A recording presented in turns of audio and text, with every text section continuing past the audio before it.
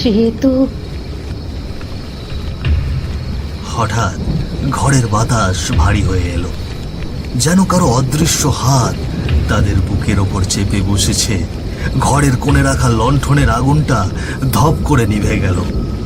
অন্ধকারের ভেতর কেবল জানালার কড়কড় শব্দ আর বাইরে তাণ্ডব চালানো ঝড়ের গর্জন শোনা যাচ্ছিল।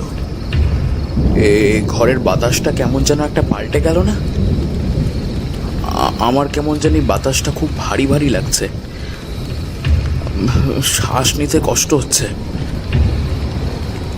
এই বুড়িটা কেন এমনভাবে তাকাচ্ছে আমাদের দিকে? ওনার চোখগুলো দেখে মনে হচ্ছে উনি আমার আপনজন। হঠাৎ তার মুখ বিকৃত হতে শুরু করে, চোখ রক্তবর্ণ, মুখের চামড়া যেন কালচে, কণ্ঠস্বর বদলে যায়। চোখ দুটো গর্তের ভেতর ঢুকে যাওয়া, চামড়াগুলো শরীরের সঙ্গে লেগে আছে, মনে হয় অনাহারে কঙ্কালসার হয়ে গেছে। দাঁতগুলো মুখে চোয়াল থেকে বেরিয়ে এসেছে,